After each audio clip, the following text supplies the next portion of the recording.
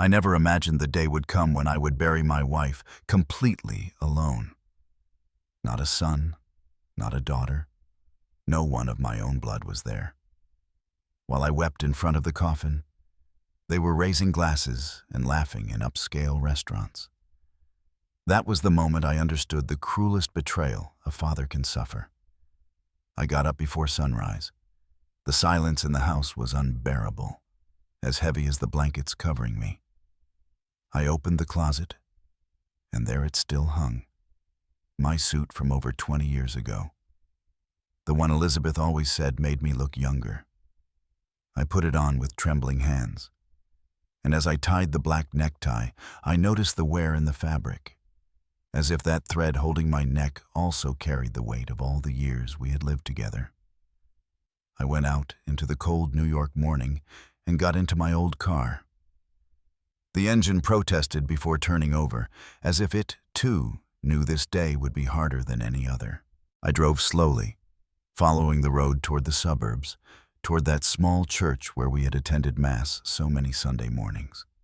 Every curve in the road brought back images of Elizabeth smiling from the passenger seat, a scarf tied around her hair and her handbag on her lap. Today, that seat was empty. When I arrived, the parking lot was almost deserted. Only 2 unfamiliar cars and the hearse were there. I parked to the side, turned off the engine, and stayed a whole minute with my hands on the steering wheel, trying to gather strength. Finally, I got out, taking a deep breath, and walked up to the church door. The air smelled of incense and old wood. Inside, the long pews stretched out empty, barely occupied by the priest, 2 altar servers, and 3 elderly neighbors who knew Elizabeth by sight. There were no flowers, except for the simple wreath I had ordered myself the night before. I walked up the central aisle, feeling every step as an echo too loud in that silence. I sat in the first pew, facing the light oak coffin where Elizabeth rested. The lid was closed. I placed a white rose on the surface, caressing the wood with frail fingers. My hand was shaking so much that the flower almost slipped. The priest began the service in a deep voice, his words echoing in the church's high, empty ceiling. I looked back again and again, hoping to see the door open. I hoped that Peter would rush in, a look of remorse on his face. I hoped that Celia would suddenly appear, her eyes red from crying, begging forgiveness for being late. But the door remained closed. Only the street wind rattled the frame, reminding me that I was alone. After the Mass ended, we followed the casket to the cemetery. I walked behind, dragging my feet. In the cemetery, the air was even colder, and the dampness crept into my bones. I watched as they lowered the coffin into the open grave. No one from my family was there to support my arm. No one to hold my hand. Only Mrs. Lorraine, my neighbor, was sobbing to one side, and her tears were the only ones accompanying mine. When everyone left, I stayed seated on a stone bench, facing the freshly turned earth. I spoke softly to Elizabeth, as if she could hear me from somewhere. They didn't come, my love. Our children didn't come.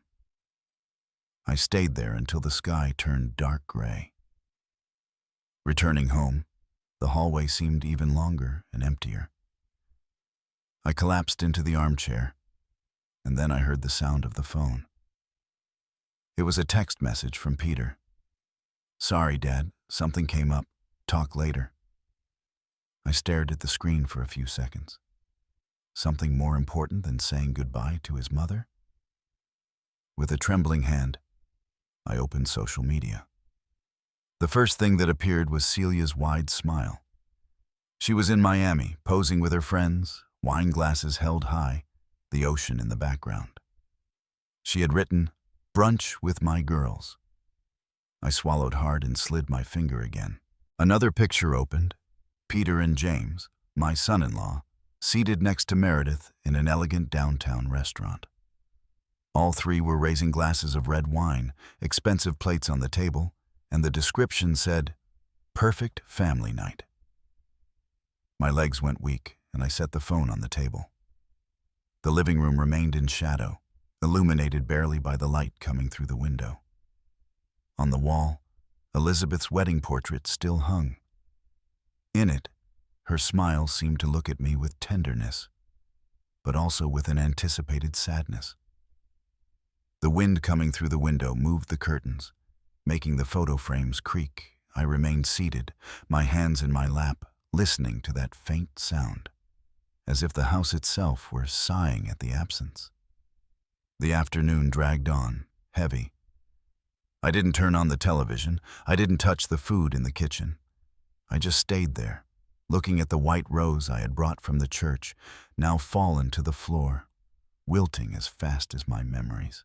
That was the first time I understood, with deep pain, that the family Elizabeth and I had built for so many years had broken.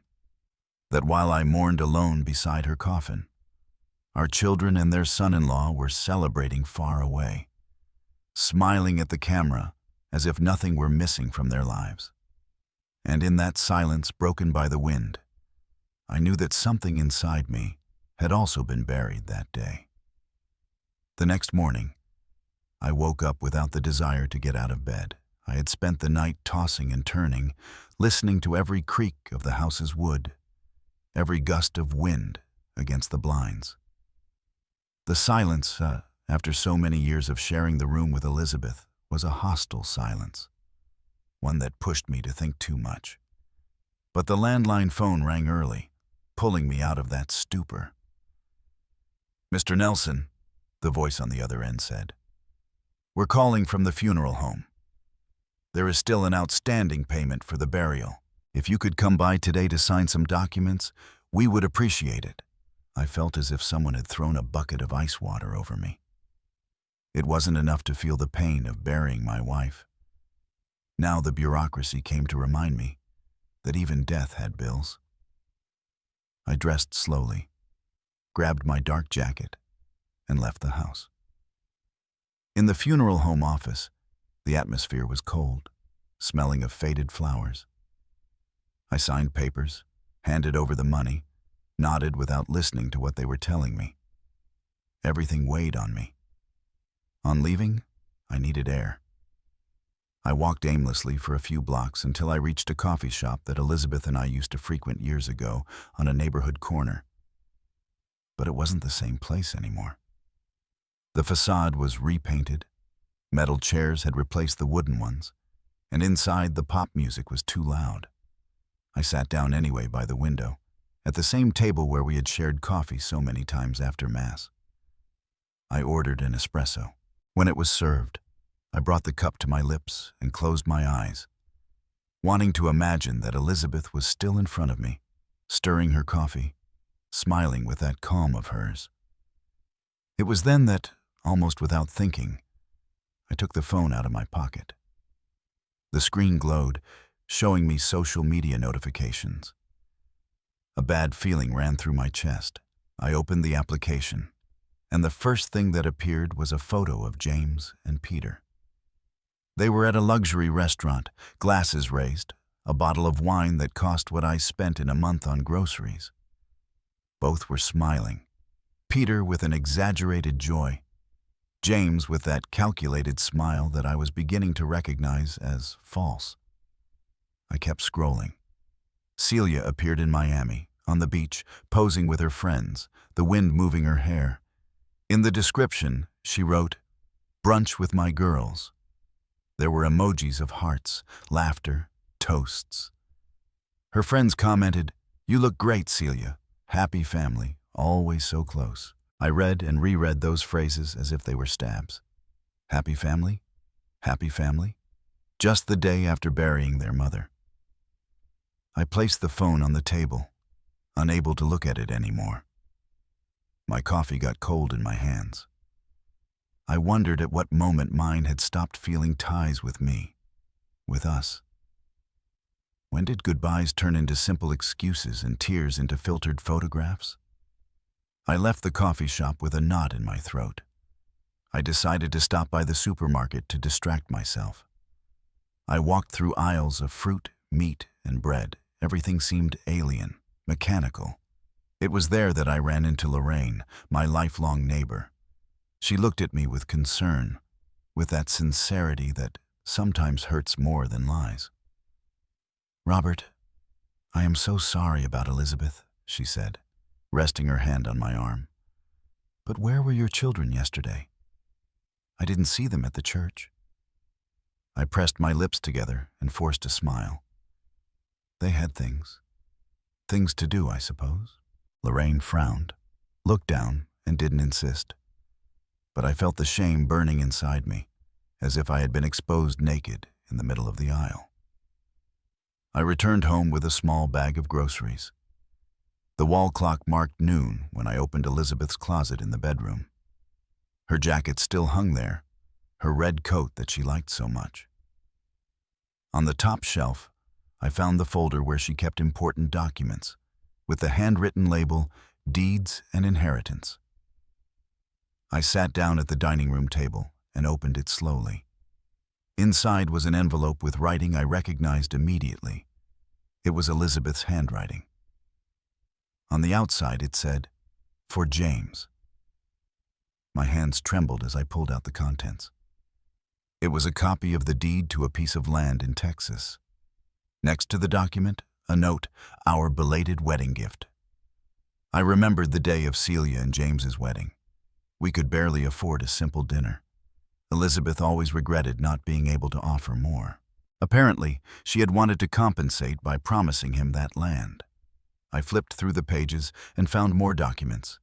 Deeds to the house where I live, the small shed in Wyoming, bank accounts. All the names were repeated. Peter and Celia. James had his place secured with Elizabeth's promise. I, barely a lost signature among so many. I closed my eyes and took a deep breath. A scene from years ago came to mind. Elizabeth, in the kitchen, telling me softly, "James is a good boy. He worries about everyone.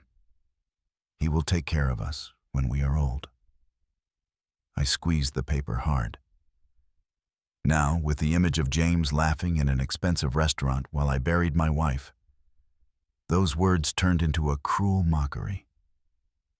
I carefully put the papers away, placing them back in the folder. As I did so, my hands touched a photo album that was in the same box. I opened it. On one of the pages, Celia's wedding.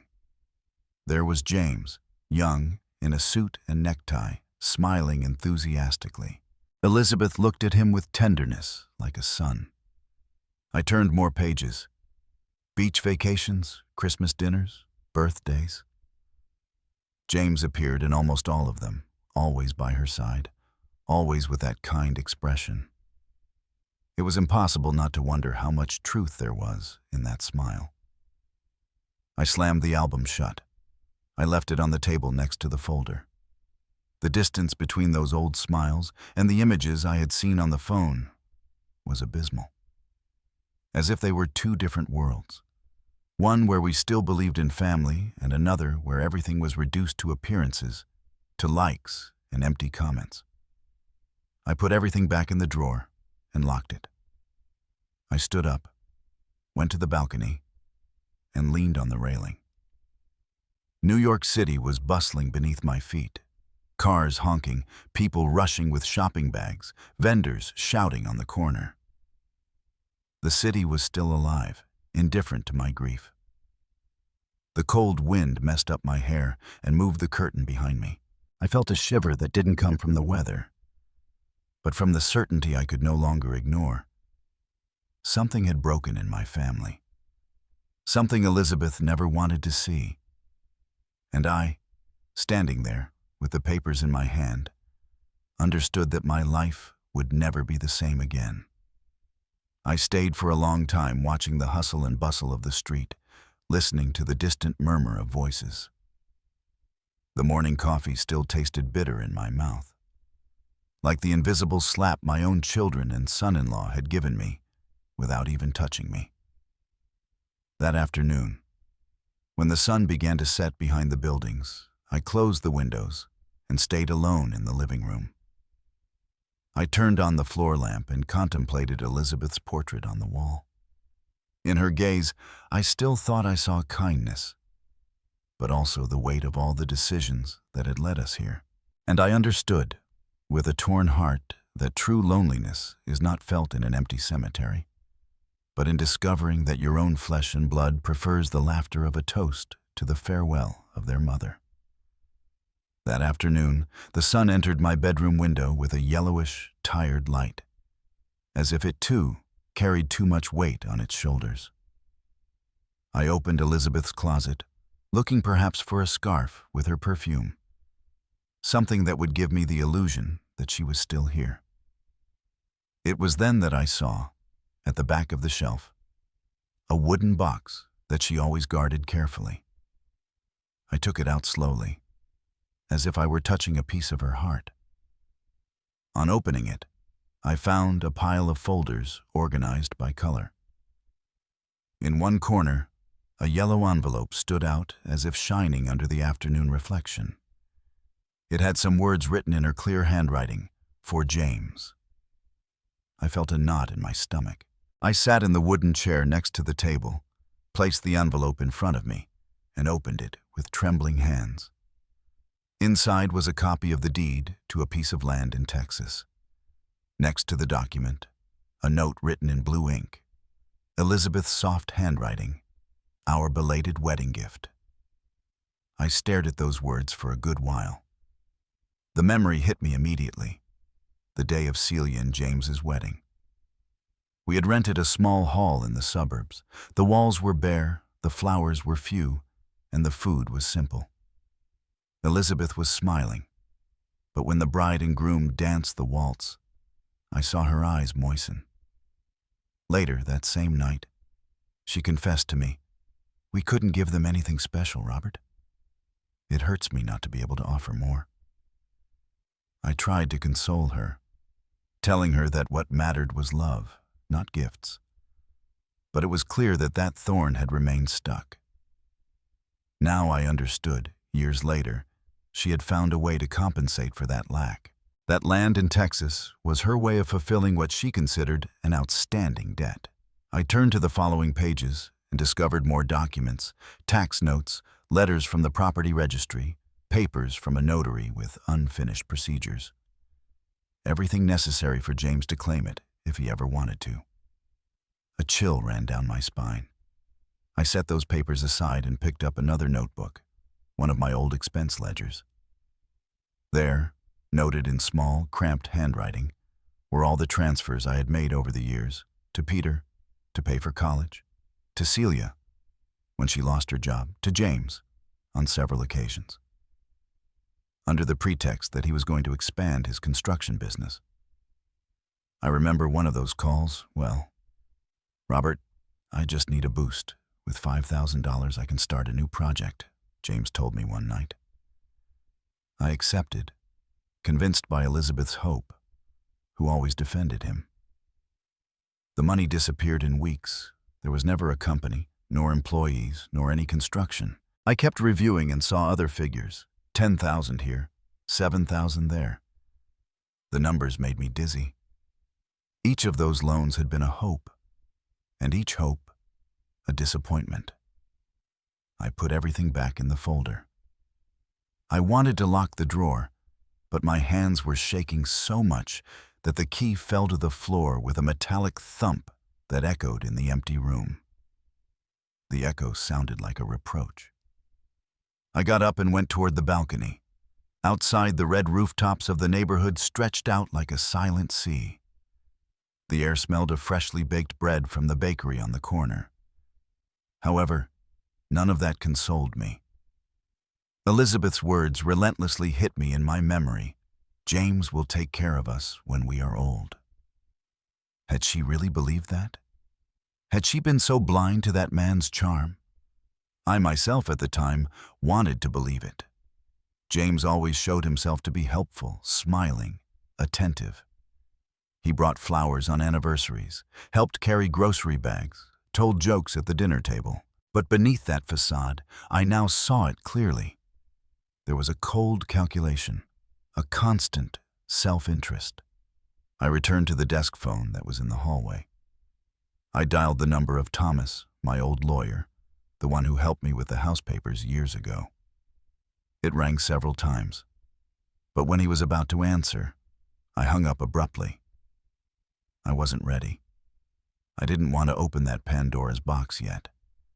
I felt that if I spoke to him, everything would become irreversible, and I didn't yet have the strength for that war. I kept quiet for a long time, pacing back and forth in the living room. The ticking of the wall clock filled the house like a hammer. Finally, I opened another box, this time of old photos. Among them, I found one that paralyzed me. Elizabeth sitting at a family dinner, James next to her. She looked at him with complete trust, with those eyes she reserved only for those she truly loved. I took my cell phone, took a picture of it, and saved it in a password-protected folder. It was as if I needed to arm myself with evidence, although I still didn't know exactly what or who I was going to fight against. I stayed for a long time contemplating that image. My chest hurt. Elizabeth was gone, and yet her blind faith in James was still here, written on papers, in notes, in looks, frozen in photographs.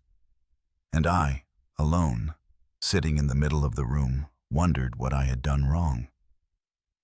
When night fell, I closed all the folders, put them in the metal box, and locked it. I put the key in my pocket, as if I could also lock up the distrust that was growing in me. But it was already late. The seed of suspicion was planted. That night I could barely sleep.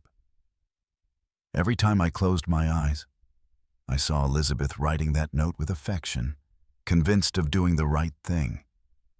And next to it, the image of James, toasting with my son in an expensive restaurant, as if pain and absence did not exist. I lay staring at the ceiling with the echo of a bitter certainty. That land in Texas wasn't a gift. It was a trap.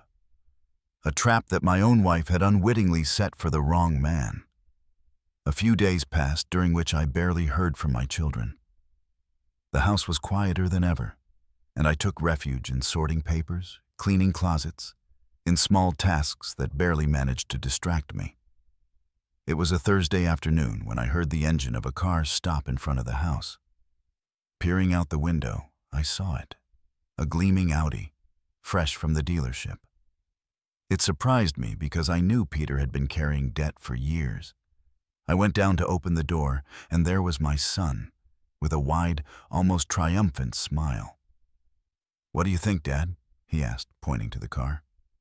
"Nice. Too nice for your wallet?" I replied, trying to sound light. He laughed, but his gaze avoided mine. We went inside.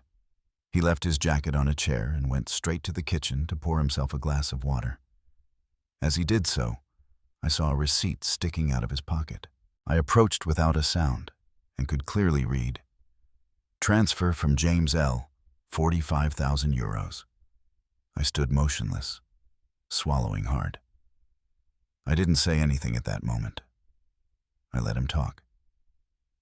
"Dad," he said while drinking, "I wanted to tell you. James helped me. He paid off my bank debts, and I also settled that loan that was suffocating me. Now everything will be different." I simply nodded, but I couldn't keep completely silent.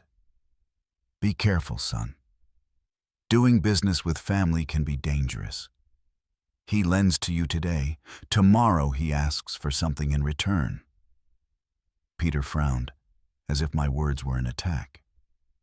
Always the same with you, always doubting him.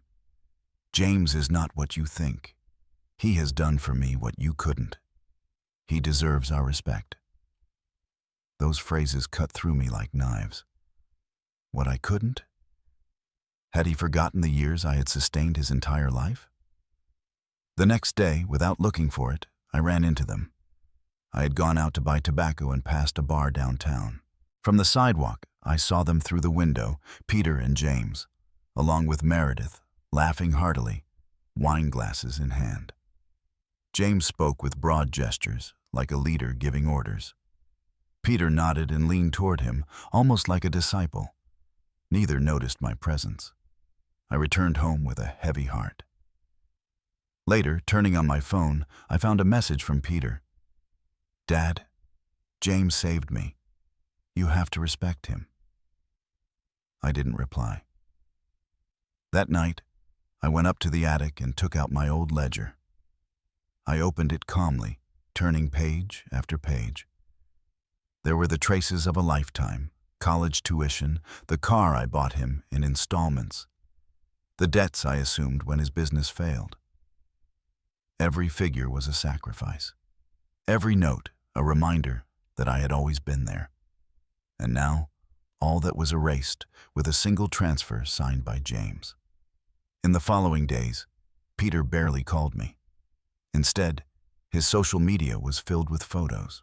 I saw him having dinner with James in trendy restaurants, celebrating on terraces, sharing selfies with the hashtag #brothers.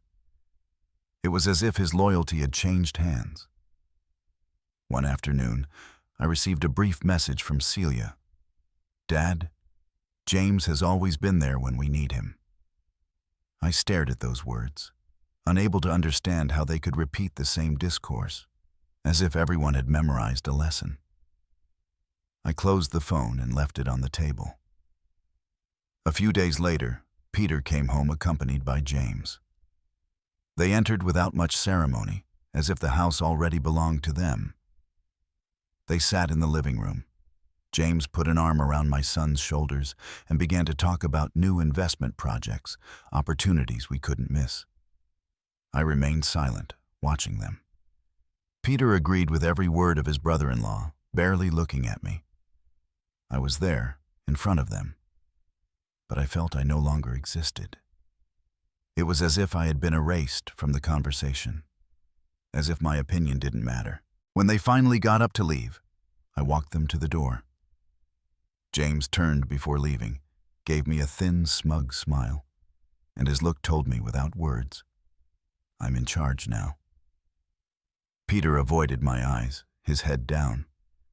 I closed the door slowly. The house was in absolute silence, only broken by the constant ticking of the old pendulum clock I inherited from my father. Every tick and every tock was a painful reminder. Something had broken between us. And I, standing in the middle of the living room, understood that my son was no longer by my side. That he had chosen another path. A path marked by James's money and by the betrayal of the father who had raised him. That sound of the clock accompanied me all night, as if with every second it repeated the same phrase. Everything has changed. Everything has changed. It was a Saturday afternoon when the phone rang. It was Peter. His voice sounded strangely calm, as if rehearsed. "Dad, we should talk. Things can't stay like this. How about we meet at the lake, near the cabin in Colorado? James will come too." I stayed silent for a few seconds. James's name made me uncomfortable, but I accepted. Maybe it was a chance to clear up the tensions. I hung up and went to my room. I took the thick jacket for the mountain cold and, almost by instinct, put the small box cutter I always used to open envelopes and packages in the inner pocket. I didn't imagine that banal habit would save my life. At the agreed time, Peter arrived to pick me up. His new Audi gleamed under the dim afternoon light. I got into the passenger seat. In the back, James smiled with that expression of his, half courtesy, half superiority. The trip was tense. The radio played loud pop music, but no one spoke.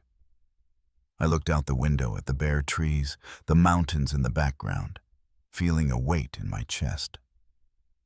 Upon reaching the lake, the sky was already tinged with gray. The wind was blowing hard, raising small waves on the dark surface of the water. The pine trees swayed, groaning with each gust. We got out of the car. James opened the trunk and took out a bottle of red wine and 3 plastic cups. Before speaking, he said, "Let's toast like men." We sat on the shore. Peter poured the wine, but I saw his hands tremble. James watched him out of the corner of his eye, as if controlling him with a simple look. I took a sip out of politeness, without taking my eyes off the lake. Suddenly, I stood up to walk toward the wooden dock. It was then that I felt it. A hard shove in the back. I lost my balance and fell into the icy water. The cold pierced me like 1,000 needles. I swallowed water, thrashed my legs, tried to surface. From below, I saw their silhouettes outlined against the sky. James yelled, "Get him in!" I saw them take a large suitcase from the car trunk. Peter hesitated for an instant, but obeyed. They pulled me out of the water by my arms. I was coughing, spitting water, trying to breathe. They didn't give me time. James held me from behind, Peter from the front. They shoved me inside the suitcase as if I were a sack. I felt the metal zipper close over me. Total darkness. It smelled of plastic and dampness. My breathing bounced off the narrow walls. I heard Peter's nervous gasp and James's dry voice. "No one will find him here." The suitcase began to move, dragged, rolling downhill. I heard it scrape against the stones, then the muffled sound of it hitting the water. A loud splash, the weight of the water pushing me down. Inside the confinement, the air became scarce in seconds. Water began to seep through the seams. I inhaled with difficulty, each gulp mixed with the chemical smell of the plastic. My heart was pounding so hard it felt like it would break my ribs. I moved my arms and legs in the darkness, looking for an exit that didn't exist. It was then that I remembered the box cutter in my inner pocket. With trembling hands, I took it out, fumbling for the blade. The suitcase creaked as the water seeped in. The cold was numbing me, but there was still a thread of strength left in me. I pressed the blade against the fabric, cutting blindly. The water entered faster, but it also opened a gap. The suitcase was descending toward the bottom. I was thrashing inside like a trapped fish. I managed to enlarge the opening, and with one last effort, I pushed. The water pressure did the rest. The lid gave way. I swallowed a freezing gulp of air and swam upward. The water hit my face. My soaked clothes weighed like chains. When I finally broke the surface, I inhaled air as if it were the first time I was breathing. In the distance, on the shore, I saw the red lights of the Audi turning on. The engine roared, and they drove away, convinced that I was already dead. I stayed afloat, shaking, my body numb and my mind blank. I only heard the wind and my own broken breathing. In that instant, I knew I was no longer a betrayed father. I was a man marked for death by his own, and that, although I had survived, the biggest wound was not on my body, but in my soul. In the middle of the lake's darkness, with the water trying to drag me down, I swore in silence that one day I would return every second of this hell to them. The water was seeping in everywhere. Every second inside that suitcase was a fight against suffocation. My lungs burned, and the cold penetrated to my bones. Fumbling, I managed to get my hand into my pants pocket. There it was, the small box cutter I always carried with me. It was like touching the last hope. With clumsy fingers, I opened it and began to tear the inner fabric. The space was minimal, and every movement cost me an eternity. The metal blade screeched against the plastic, and as soon as I managed to cut, the water rushed in with more violence. The suitcase was filling up quickly. I felt the panic in my throat, but I kept cutting, desperate with the little strength I had left. I inhaled deeply, one last time. I pushed with my shoulders and legs until the zipper burst open. The water pressure did the rest. The suitcase opened like a black mouth and expelled me. I surged toward the surface with all my might.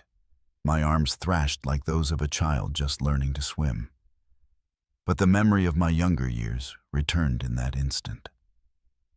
I remembered those competitions at the municipal pool, when I trained for hours and swam miles without giving up. It was that memory that sustained me as I ascended in the darkness. When I broke the surface, the air entered my lungs like fire. I coughed, spat water, groaned in pain. The icy wind cut my face. I looked up and saw in the distance the car's taillights. The engine roared, and I heard James's voice yell, "It's over!" The lights disappeared among the trees. They were convinced that I no longer existed. I stayed afloat for a few minutes, shaking, until I managed to swim slowly toward the shore. Every stroke was an ordeal. When my hands finally touched land, I dragged myself out like a wounded animal. My jacket weighed a ton. Water dripped from my hair onto the mud. I looked for shelter. Among the trees, I made out an old cabin, perhaps a fisherman's, abandoned years ago. I walked, staggering, until I reached it. The door was broken, the wood damp and covered in moss. I went inside, and the smell of dampness almost knocked me down. I took off my soaked jacket, trembling from head to toe. I hugged my arms, trying to draw warmth from where there was none left. I found a wooden bench and sat down, my back hunched, listening to my own accelerated breathing. I took the phone out of my pocket. Despite the water, it was still working. I immediately turned it off, fearing that someone could track my location. In that silence, any small sound made me turn my head, branches creaking, the wind entering through the cracks, the distant splashing of the lake.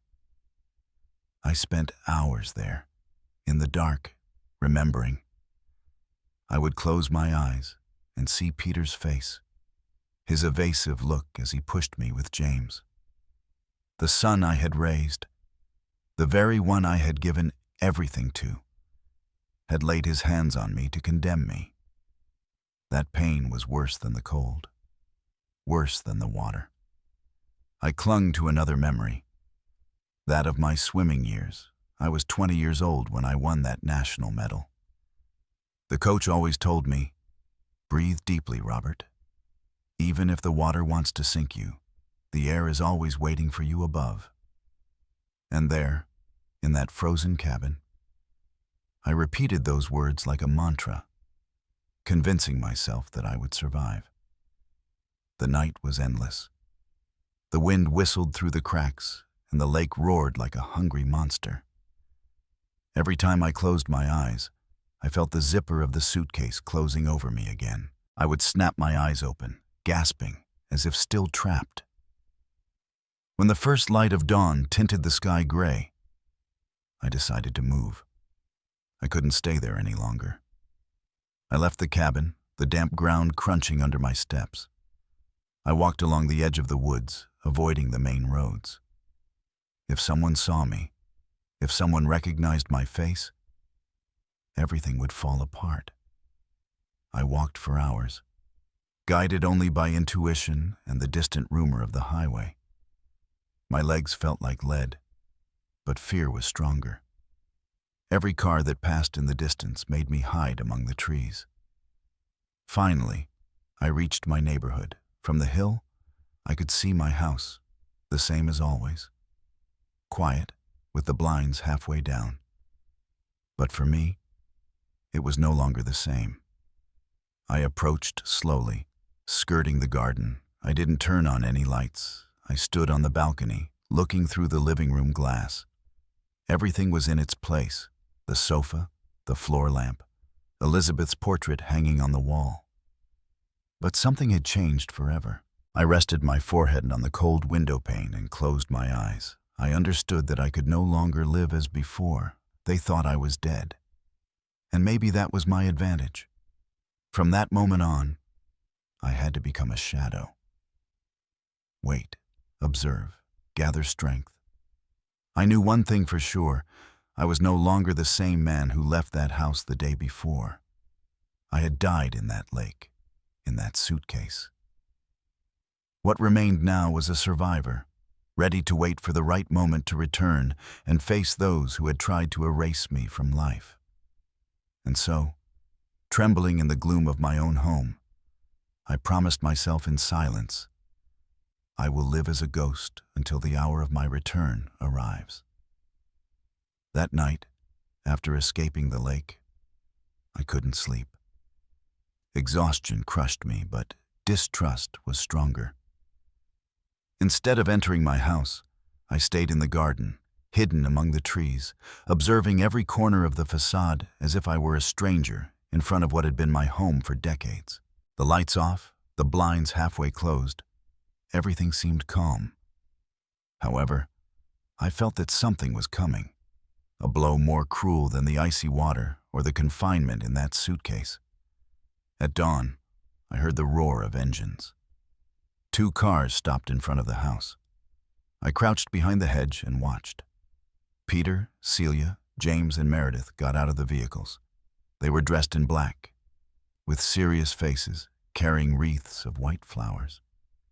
My heart sank at the sight of my own children, not with true grief, but with a rehearsed air, like actors in a cheap play. Behind them appeared a hearse carrying a huge floral arrangement. From my hiding place, I read, with blurred eyes, the golden letters on the ribbon, "To our father Robert, rest in peace." I felt as if I had been buried again. I watched as they entered the house. From the living room window, through the half-open curtains, I watched them set up a makeshift altar. In the center, a photograph of me that Elizabeth had taken years ago, when I still had the strength to smile. Now that same image was covered by a black cloth, flanked by candles and flowers. One by one, some acquaintances arrived. Mrs. Lorraine, my neighbor, appeared with an unsure step. I could read the confusion on her face. I heard her ask, in a low but clear voice, "But how is it possible? I saw Robert recently. He was alive." James, with his usual skill for lying, calmly replied, "It was an accident at the lake, an unexpected tragedy." Lorraine remained silent, but from outside I saw her eyes gleam with doubt. Peter remained crestfallen, like a child caught in a prank that was too big. Celia, on the other hand, moved among the guests with a faint smile, serving tea and cookies as if it were a party. Time passed, and I remained hidden in the shadows of the garden. Every burst of laughter that erupted inside pierced my chest. They were not laments for a lost father, but toasts to a future without me. I saw James raise a glass of wine, surrounded by my own children. At that moment, Celia took out her phone, snapped a photo, and instantly published it. I could read the accompanying phrase on my mobile, "Still on low battery, saying goodbye, always together." The air escaped my lungs. "Always together," they wrote, while I watched them from the darkness, banished from my own life. I clung to the branch of the tree that concealed me so tightly that the bark dug into my hands. Blood began to seep between my fingers, but the physical pain was nothing compared to the void that was devouring me inside. Hours passed until everyone finally left. The cars started one by one, driving away with their lights on in the night. I waited a long time before daring to come out of my hiding place. I walked slowly toward the door, entering in silence, like a thief in my own house. The living room was saturated with the smell of incense and faded flowers. The makeshift altar was still there, with the candles slowly burning down.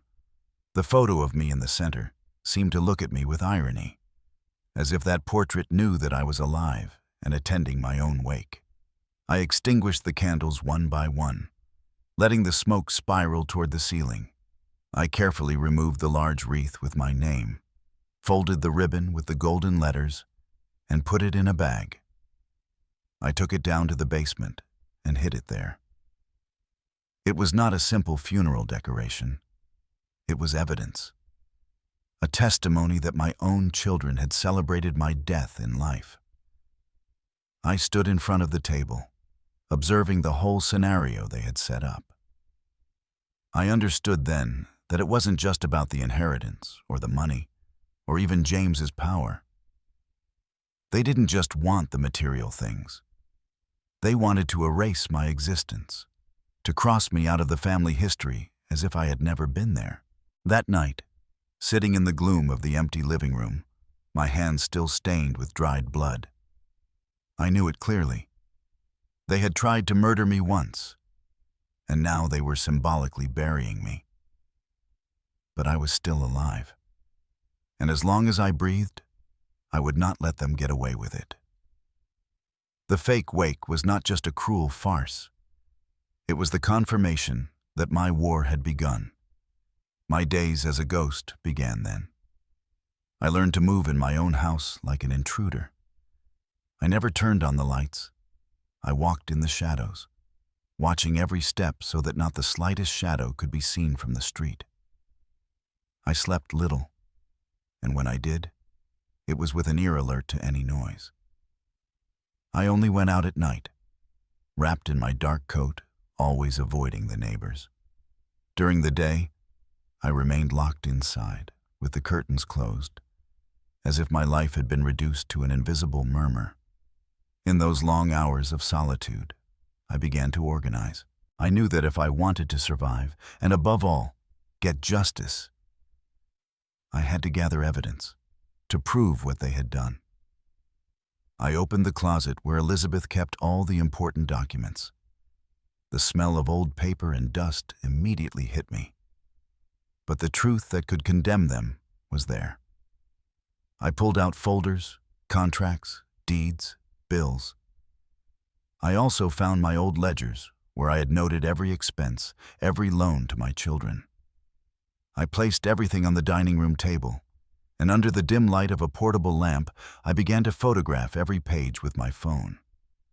I copied the images to a USB drive, which I then hid in a false bottom of the dresser. I made several more copies, just in case. I no longer trusted anyone, not even luck. One night, searching through a forgotten drawer, I discovered Elizabeth's old phone. The battery still worked. I turned it on with a tremor in my hands. There, in the message inbox, I found conversations with James. It said things like, "Don't worry, mother-in-law. I'll take care of the papers for the Texas land. Or the sooner we regularize everything, the better for Celia and me." Those messages were the confirmation of what I already suspected.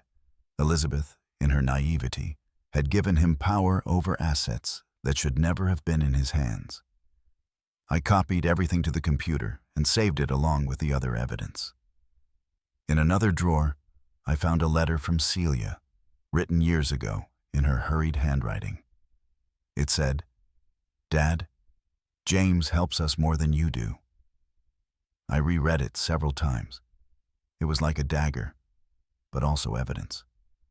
I filed it inside the dossier, under the label, psychological. I knew it wasn't a legal document, but it showed the influence that man exerted over my own children. I didn't stop there. I began to monitor their social media. Every night, from the darkness, I opened their profiles. I saw photos of Peter in a new car, smiling with a thumbs up. In another, he and James were having dinner in Los Angeles, glass in hand, with the title, "Thanks, Brother-in-Law." Celia appeared in expensive restaurants, on terraces with sea views, always accompanied by Meredith. I saved screenshots of everything. The luxurious life they displayed contrasted with the supposed pain over my death. One day, I decided to take a risk.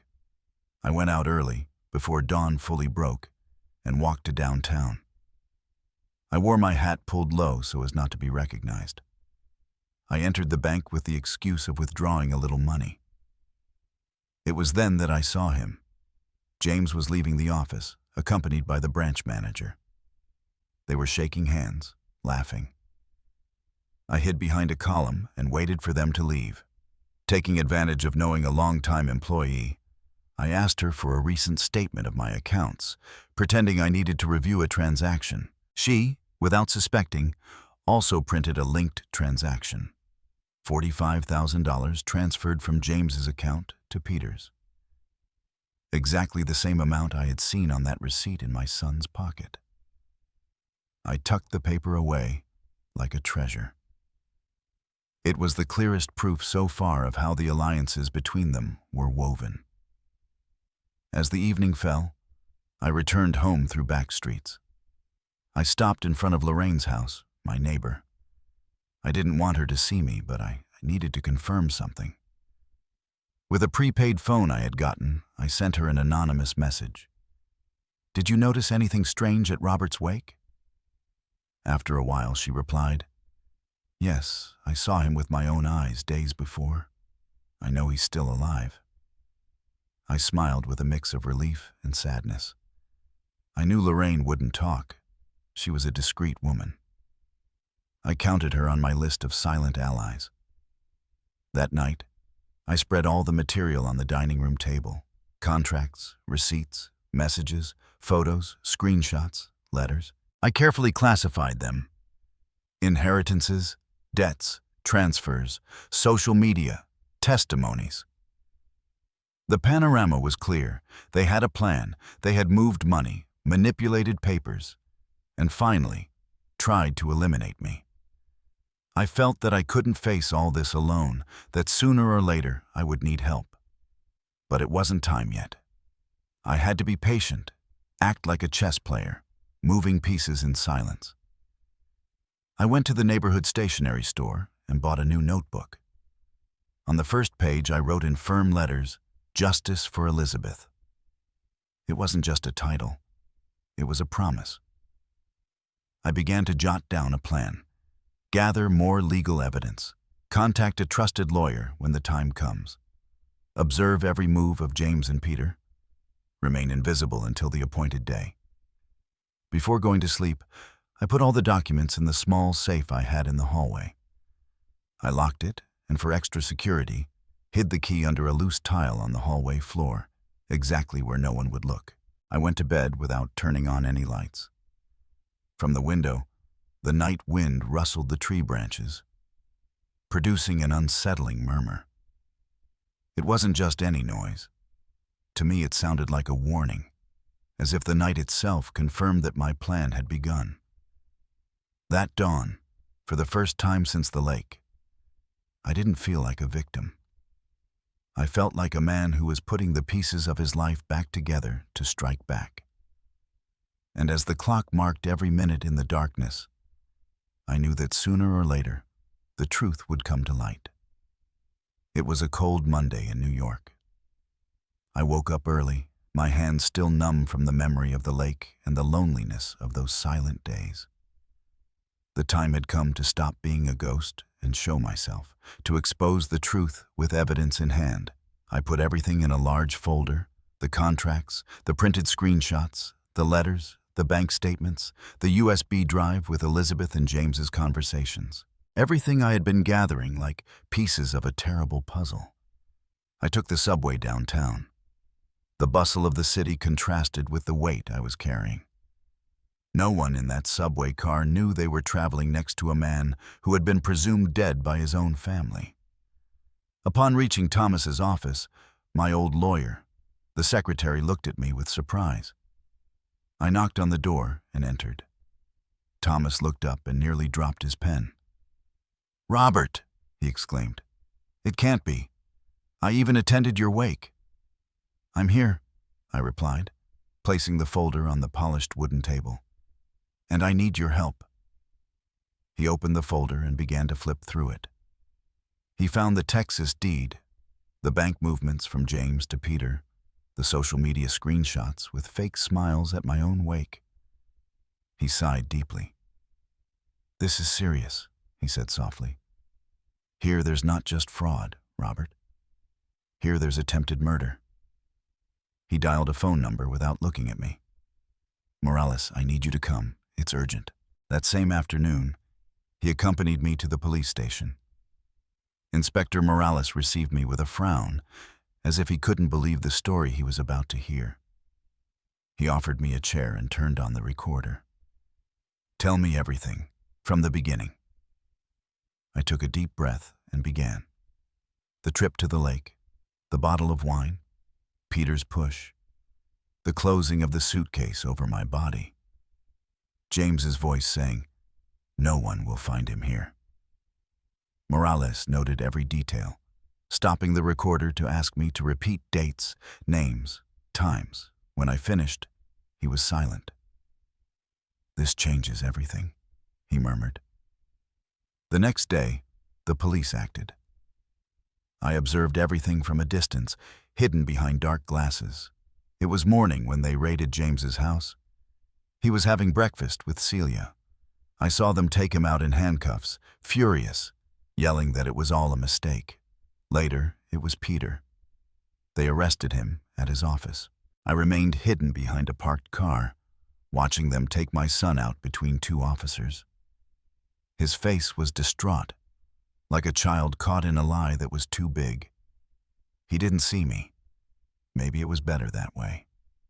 That same day, Meredith was called in for questioning. Celia, too, accused of complicity. The newspapers soon echoed the news. Family scandal in New York, inheritance, fraud, and attempted murder. I saw the headlines while drinking an espresso at my usual coffee shop. People murmured at the tables next to me, commenting with morbid curiosity, unaware that I, the supposed deceased, was listening to them in silence. A week later, the preliminary hearing was held. I entered the room with slow but firm steps. All eyes were fixed on me. There were journalists, curious onlookers, court officials. Peter lowered his head upon seeing me. James, on the other hand, didn't look away. He watched me with rage, with surprise, with a chilling hatred. When it was my turn, I stood up and spoke. It wasn't a long speech. I recounted the facts, showed the documents, handed over the USB drive with Elizabeth's messages and the bank transfers. The prosecutor took the floor and was implacable.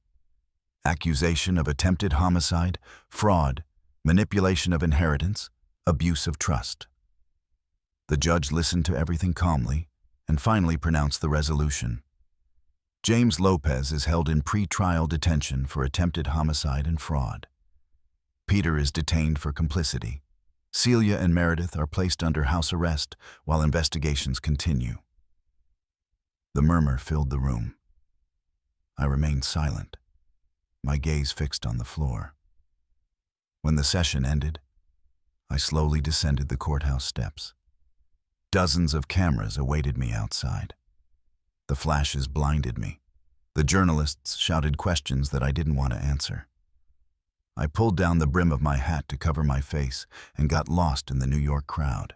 No one knew who that elderly man walking slowly, with a folder under his arm and a torn sole, was. The only thing I knew, as I disappeared among the people, was that the truth had finally come to light, and that the weight of the betrayal, although recognized by law, remained lodged deep in my chest. After the final hearing and the sentences were handed down, I understood that there was no point in continuing to live in that house full of ghosts. Every corner was impregnated with painful memories, Elizabeth's laughter in the kitchen, my children's footsteps running down the hallway when they were small, the sepulchral silence of the nights when everything broke. I couldn't stay there, surrounded by photographs that were no longer company, but open wounds. With that certainty, I packed a small suitcase. I barely put in a few changes of clothes, Elizabeth's photo album that I still guarded zealously, and the notebook I titled Justice for Elizabeth. I closed the house door with firm hands, knowing it was a definitive goodbye, and left for a retirement home outside of Boston. The place surprised me from the first moment. It wasn't gloomy, as I feared, but bright. Gardens full of roses and geraniums bordered the paths. Wooden benches were lined up under the trees, and the chirping of sparrows resonated in the air. There was a smell of damp earth and fresh flowers that brought me a little calm.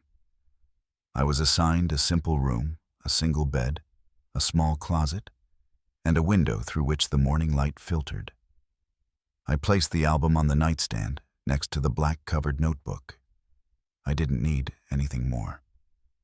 After a short time, I started talking to other residents. Frank, a retired literature teacher, greeted me with a firm handshake and a frank gaze. Carol, a soft-spoken woman, spent hours tending a rose bush in the courtyard. She gave me the first genuine smile I had received after so long. We would sit together in the afternoons, playing dominoes or sharing anecdotes. Every dinner became a gathering. Frank told stories of former students who still visited him. Carol recounted trips to her hometown. I, at first, listened in silence. Little by little, I felt encouraged to speak, to tell fragments of my life, although keeping silent about the darkest parts. I didn't want them to look at me with pity, but as just another companion. The only one who knew everything was Ethan, my grandson. The only one who never turned his back on me. He came every weekend to visit me. He would enter with light steps, always carrying a box of pastries or cookies. We would sit together on a garden bench, and he would tell me about college, his friends, his dreams. I listened attentively, grateful for his presence. One afternoon, I handed him a small key. "This is yours now, son," I told him. "The key to the safe deposit box at the bank. The fund I secured for you is there. Take good care of it. It's the last thing I can leave you." Ethan hugged me tightly, and in that gesture, I felt that a dignified future still remained in my blood. As the days passed, I began to enjoy the simple routines. I got up early, went down to the communal kitchen, and made coffee. One morning, as the sun streamed through the window, I caught myself smiling without realizing it. It was the first true smile in many years. The newspapers published the official news: James sentenced to long years in prison for attempted homicide and fraud. Peter, guilty of complicity, also received a sentence. Celia and Meredith, under supervised release, were marked forever in the community.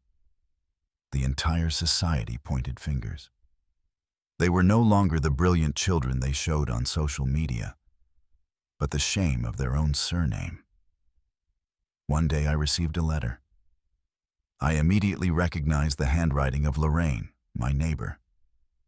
In it, she told me, "I'm glad to know you survived. I always knew you had more strength than you seemed. Live for yourself now, Robert. You've carried others for too long."